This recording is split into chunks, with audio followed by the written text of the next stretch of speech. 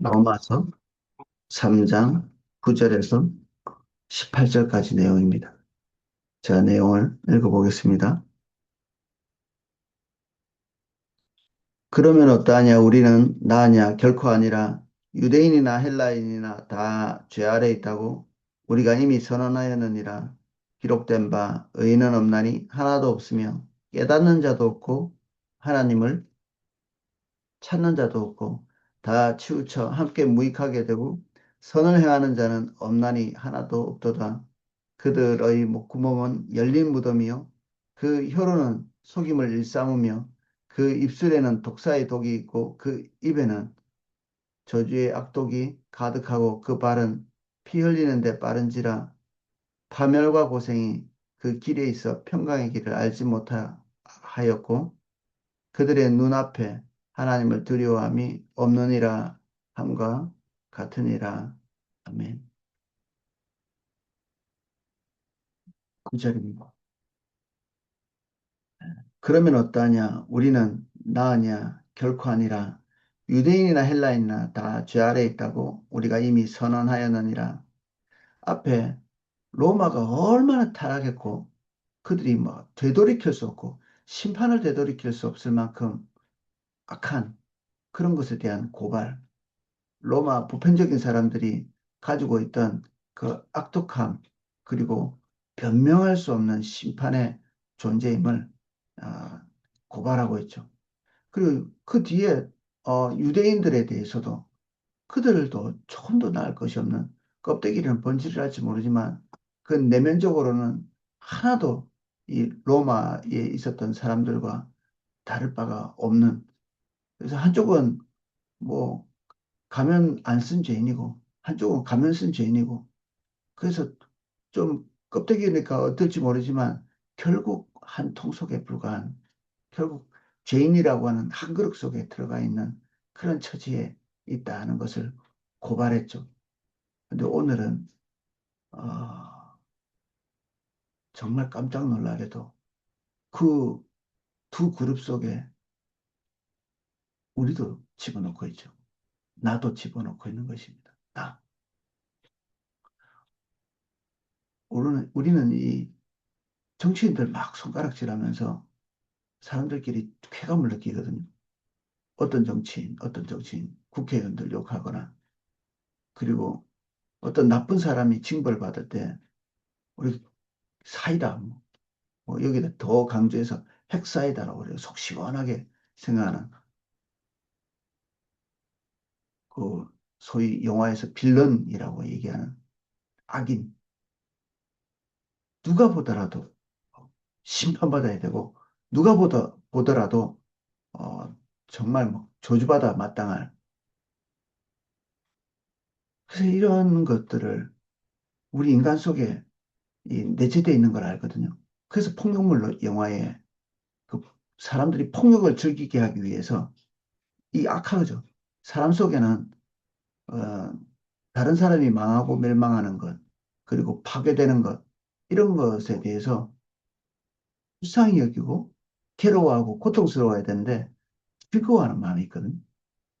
근데 이거를 그냥 하면 죄책감을 느끼니까 그 영화의 구조가 그렇습니다. 그는 마땅히 그걸 당해도 돼. 이런 거 프레임을 만들죠. 우리 그리스도인들이 한때 무지막지한 그 핍박을 받았죠. 사람들이 그리스도인을 핍박할 때 무지막지한 그 끔찍한 일을 하면서도 거기에 그들의 양심이 반응하지 않을 만한 충분한 프레임이 거기에 씌어 있죠. 근친상간하는 자들, 또는 인육을 먹는 자들, 또 부도덕한 자들, 그리고 그 공동체의 화목을 깨뜨리는 자들, 권위에 도전하는 자들, 이런 프레임을 씌우고 나면 마땅히 죽을 자들이라는 이 프레임이 딱 들어오죠.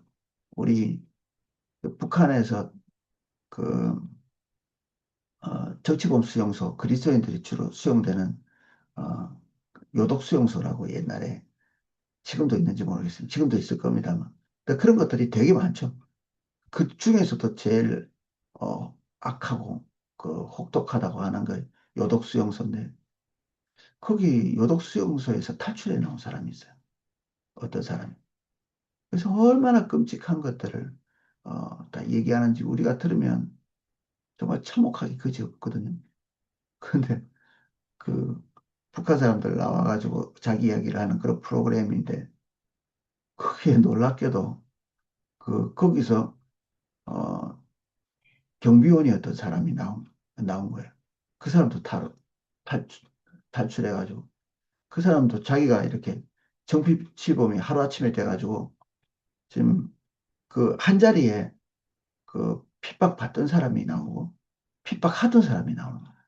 그 핍박하던 사람이 자기가 그렇게 했는데 그때는 그게 잘못된 행동인지 전혀 몰랐답니다. 자기가 하루아침에 정치범이 되고 난 다음에 아 이게 자기에게도 닥칠 수 있구나. 이걸 알고 도망을 쳤는데 다행히 뭐 탈출을 한 거죠. 그런데 그들은 사회 악이고 죽어마땅하고 이런 프레임을 씌우고 나니까 때리고 가혹 행위를 하고 막 잔혹하게 하고 그렇게 하도록 지시가 내려왔는데 그 지시가 올바르고 정당하다고 믿었던 거예요. 그렇게 할 때 자기는 옳은 일을 하고 있다고 생각해요. 우리는 그 가혹 행위를 당하고 있는 사람과 우리가 동일 본질의 존재임을 감히 생각할 수 있는 힘과 통찰력이 없습니다. 그 사람도 어느 날 자기 자신도 동일한 자리에 서 있는 존재임을 알 수 있는 자리에 딱 가게 되기 전까지는 조금도 인식하지 못한 거죠. 우리는 앞에서 로마 사람들이 얼마나 부도덕하고 악하고 본질적으로 심판받아 마땅할 존재인지를 이게 구구이 나열했고 그들과 동일하게 정말 사악하기 그저 없지만 겉만 번드르르한 종교적인 가면을 쓰고 있는 유대인들 그들을 봤죠. 근데 3장에 여기에서 이런 얘기를 하죠. 그러면 어떠냐? 우리는 나으냐? 우리는 나으냐? 우리가 그 사람들과 우리를 나눌 수 있냐? 겉은 번드르르하고 속은 다 썩어 있는 그들과 우리를 나눌 수 있냐? 우리는 최소한 그 정도는 아니라고 생각할 수 있거든요. 우리가 비판하고 비난하고 욕하고 손가락질하고 우리는 최소한 그 정도는 아니에요. 이번에 우리가 저희 가족이 친척들 만나고 이렇게 명절 때 갔다 왔는데 친척 중에 하나 그러더라고요. 어떤 외국의 나쁜 사람들 정말 인간도 아니고 악하고 그러면서 그런 얘기를 하더라고요. 나도 나쁘지만 이게 남을 욕할 수 있는 방법이죠. 그들은 나보다 더 나빠. 지금 여기서는 뭐라고 얘기하고 있죠? 우리가 나으냐? 우리가 1g이라도 나으냐? 지금 남을 비판하고 남을 재고 손가락질하고 그 순간에 우리는 내가 1g이라도 낫다는 생각을 하거든요. 내가 최소한 저 정도는 아니지 않나? 사도 바울은 우리에게 묻습니다. 진짜 1g이라도 낫냐? 우리가 알고 있는 그 최악의 우리 입에 올리고 있는 우리가 후욕한 그 사람보다 우리가 진짜 1g이라도 나으냐?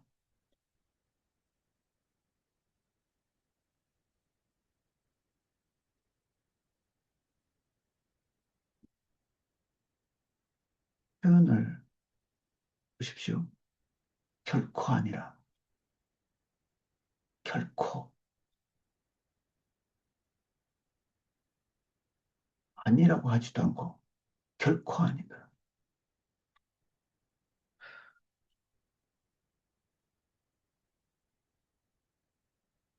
사도 바울이 겸손을 떨고 있다. 그렇게 보시면 지금 우리는 아직도 본질에 들어가 있지 않습니다. 이 사도 바울이 겸손 떨고 있는 것이 아닙니다. 사도 바울이 부활의 예수님 만나기 전에 어떠한 삶을 살았는지 우리는 다 알고 있습니다. 끔찍한 거죠. 그 성경에 나오지는 않지만 그 우리 사도 바울 영화 속에 죽는 날까지 그 트라우마에서 벗어나지 못하는 차라리 회심 안 했으면 떳떳하게 살아갈 텐데 회심한 이후에 이전에 자기가 했던 행동이 무엇인지 자기가 어떤 존재인지 그것이 얼마나 잘못된 일인지를 어느 날 보고 난 이후에 두고두고 그것이 트라우마가 되죠. 한때는 그것이 자긍심이 됐을 텐데 내가 하나님을 위해서 이렇게 열심히 써? 그래, 열심을 내는 그 순간에 더할 나위 없는 사단의 종이 되어 있었던 거죠. 우리도 똑같습니다. 다른 사람을 손가락질하고 마음에 판단하고 저울에 달고 은근한 자긍심을 가지고 있는 그 순간에 우리는 마귀 편에 서 있는 거죠. 마귀 편에. 마귀의 생각, 마귀의 언어, 마귀의 판단력, 마귀의 교활함, 몽땅 가져오는 거죠. 딱 열려있는. 유대인이나 헬라인이나 다 죄 아래 있다고 우리가 이미 선언하였느니라. 우린 둘 중에 하나죠.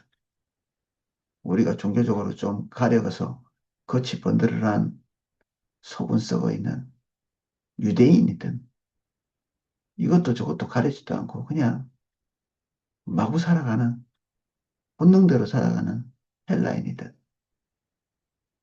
둘 중에 하나죠. 율법을 받은 사람이든 율법을 받지 못하고 악한 사람이든 율법을 받고 악하든 우린 둘 중에 하나입니다.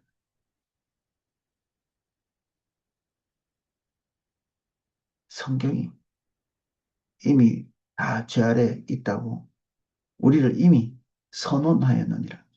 하나님은 우리를 설득하지 않습니다. 선언하십니다. 너희들은 다 지옥에 들어갈 죄인이야.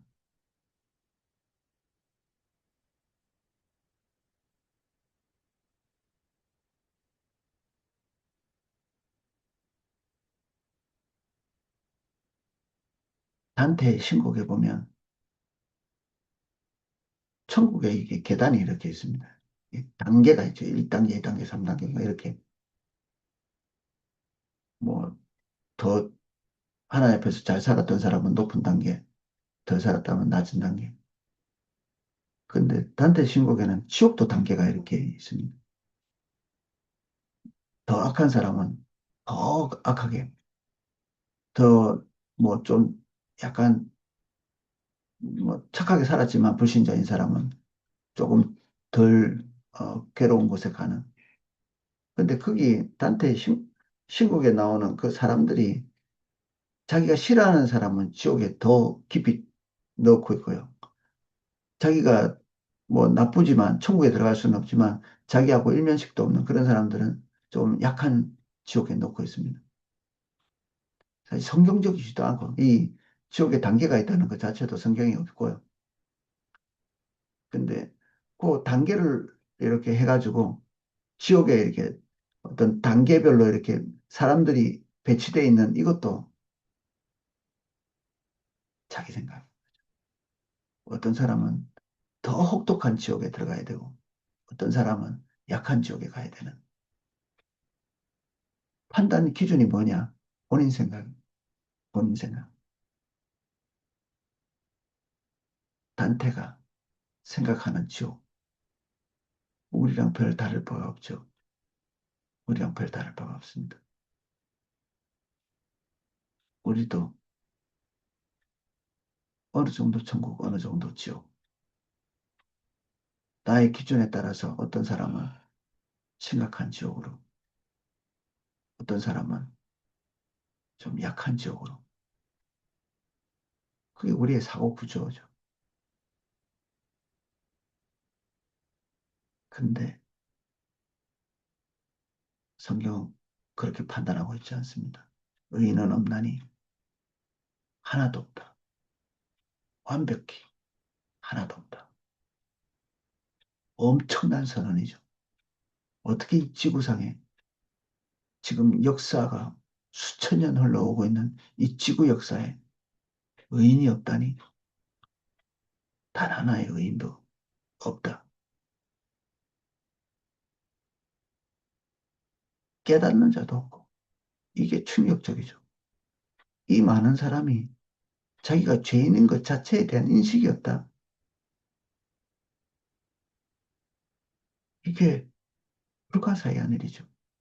뭔가를 잘못했는데 깨닫지를 못한다. 우린 가끔 죄짓고 뻔뻔한 사람들을 보죠. 저렇게 나쁠 수가 있을까? 근데 성경은 모두가 그렇다고 이렇게 얘기합니다. 모두가, 인간 모두가 죄짓고 잘못된 줄 모르는 뻔뻔한 존재임을 말하고 있죠. 깨닫는 자가 없다. 하나님을 찾는 자가 없다. 다 치우쳐서 무익하게 되고 선을 행하는 자가 하나도 없다. 하는 행동 하나하나, 결정 하나하나 아무것도 올바른 것이 없는 존재. 헬라인, 유대인, 아니요. 우리, 우리를 포함한 모든 인간이 그렇다는 얘기입니다. 그들의 목구멍은 열린 무덤이요. 목구멍이 무덤 같다. 이게 유대인들의 무덤은 사람이 서서 들어갔다 왔다 갔다 할 만큼 무덤이 크거든요. 우리 같은 무덤이 아니에요. 이게 사람을 삼킬 만큼 큰 목구멍. 모든 악을 요만큼만 할 수 있을까? 인간은 얼마나 악해질 수 있을까요? 우리 교회에서 보는 성도님들은 너무 착하시죠? 도덕적이고 훌륭하죠. 그리고 믿지 않는 사람과는 좀 비교가 많이 됩니다. 근데 여기서 말하고 있는 인간의 본질을 얘기할 때 우리까지 다 포함해서 한계가 없을걸. 지금 우리는 왜 그럭저럭 괜찮나요? 하나님의 강력한 은혜가 우리를 덮고 있는 겁니다. 하나님의 강력한 은혜가 우리를 덮고 있는 거죠. 이스라엘 백성들이 주님 떠나고 난 다음에는 인간의 가장 고귀하다고 하는 모성애조차도 하나님께서 지킬 수 있는 힘을 주시지 않습니다. 자기 자식 잡아먹는 수년에 걸쳐서 조금씩 인간의 기본적인 심성들을 마르게 주님 떠나서 하나님의 공급이 떨어지고 나면 인간에게 남는 것은 아무것도 없죠. 그나마 우리가 사람답게 그럭저럭 살 수 있는 것은 인간이기 때문에 그런 것이 아닙니다. 인간이 도대체 뭐라고? 그나마 이 정도의 은혜가 있는 거죠. 먹고 살만하고 그럭저럭 교육도 받았고 대한민국에 태어나서 어느 시점에 우리가 주님도 알고 하나님의 생명이 그래도 흘러오는 자리에 우리 노력 때문인가요? 아니요. 진짜 이게 어떻게 된 은혜인지 우리가 예수 믿고 구원받고 하나님으로부터 뭔가 끊임없는 수요를 받을 수 있는 그런 위치에 있게 된 거죠. 성경은 우리가 자랑할 것이 없다고 얘기하고 있죠. 지금 우리가 배부르다. 하나님 때문에. 제가 군대에서 행군을 하면서 그, 그 조교가 그러더라고요. 이게 물을 벌컥벌컥 마시면 안 된다고. 저는 이제 저 자신이 행군에 대한 자신이 없어서 철저히 그 말을 지켰죠. 거의 안 먹다시피 했습니다, 물을. 그래서 이 기간 내내 이게 물이 남았거든. 다른 사람도 나눠주고. 근데 그 조교의 말을 듣지 않고 물을 벌컥벌컥 마신 사람들이 있는데 물을 그렇게 마시면 땀을 막 흘려가지고 갈증이 더 나거든요. 물을 한 통밖에 안 주기 때문에. 그러니까 이 사람들이 너무 목이 마르니까 그 논이 나오니까 논에 뛰어 들어가가지고 그 물을 받고 그 물을 마시더라고. 더럽기 그지 없죠. 우리가 일반적 상식이면 그걸 그런 짓을 하지 않죠.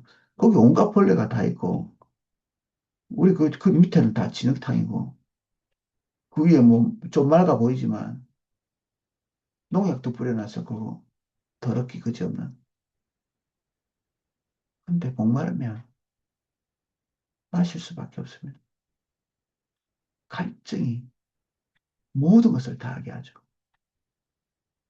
우리는 하나님의 공급 없이 번듯하게 있을 수가 없습니다. 목마르기 때문에, 줄이기 때문에 눈물이라도 들이켜야 되는 거죠. 이게 우리의 본질적 위치입니다. 열린 무덤. 무슨 짓이든 다 할 수 있습니다, 우리가. 무슨 짓이든 다 할 수 있다. 상황이 하나일 뿐. 하나님께서 우리가 그렇게 되지 않을 수 있도록 보호하고 계실 분, 감사합니다라고 얘기해야 되는 거죠. 그 혀는 속임을 일삼으며 그 입술에는 독사의 독이 있고 쓸 수 있는 최악의 표현들을 다 끌어다 붙이고 있죠. 우리의 혀가 좋은 말 하지만 한면에서는 끊임없이 누군가를 속이고 있고 나 자신을 속이고 있고 입이 그럴듯한 말을 하지만 독사의 독이 있는 저도 자주 느낍니다. 내가 독사 같은 어떤 뭔가가 있으면 누구와 이렇게 뭔가 얘기를 하면서 다른 사람 미혹하는 은근히 비교하는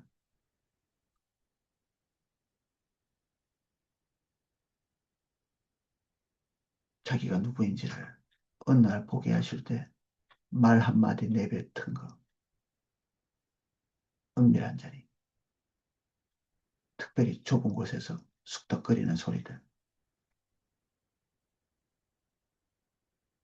적당한 환경이 주어지면 우리 속에서는 이것이 샘솟아 나오죠. 지금 평소 때는 안 나옵니다. 교회에서 다 훌륭한 분들이죠. 평소에는 안 나옵니다. 환경과 상황이 딱 주어질 때.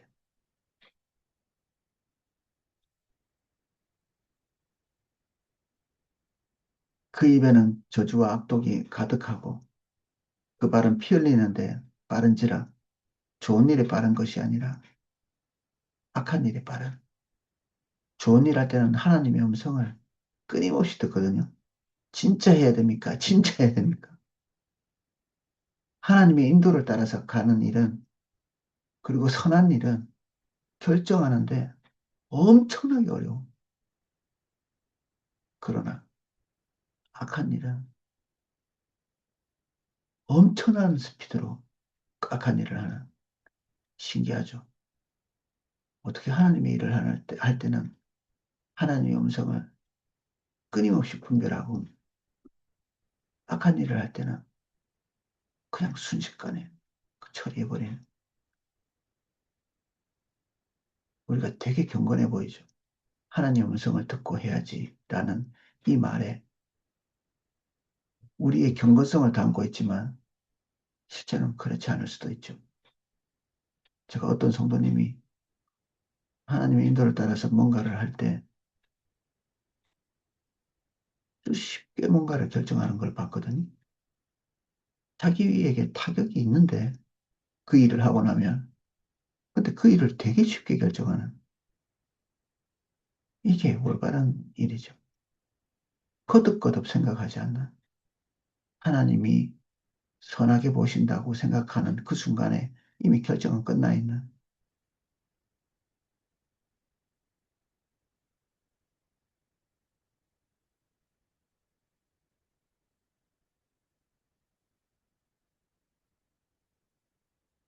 파멸과 고생이 그 길에 있다.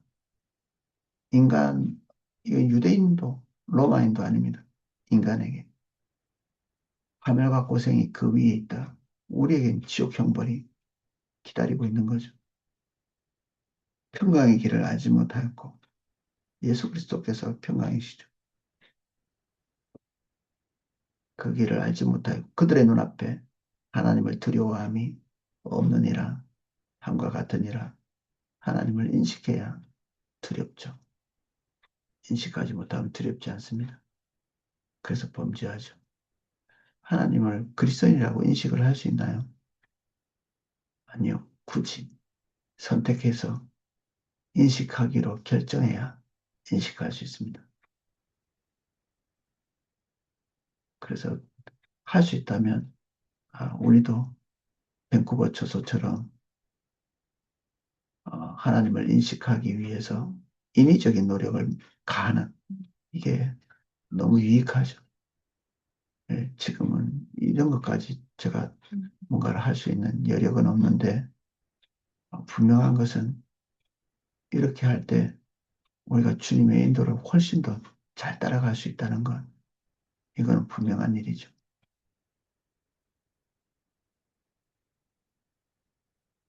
오늘은 여기까지 살펴보겠습니다. 기도하겠습니다. 사도 바울이 시편의 말을 인용하면서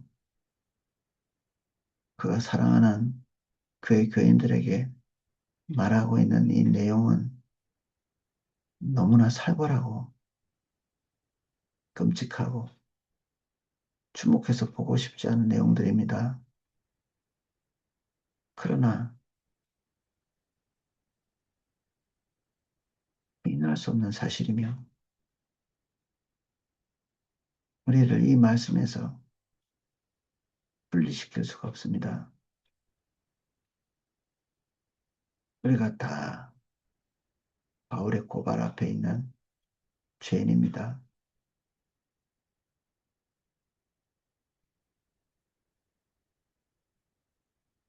주님 우리를 불쌍히 여주십시오.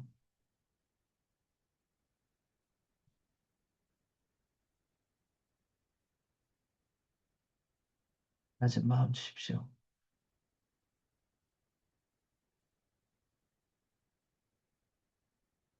우리가 많이 상처가 있으나 어느 날 주님으로부터 치유된 흔적만 있기를 원합니다.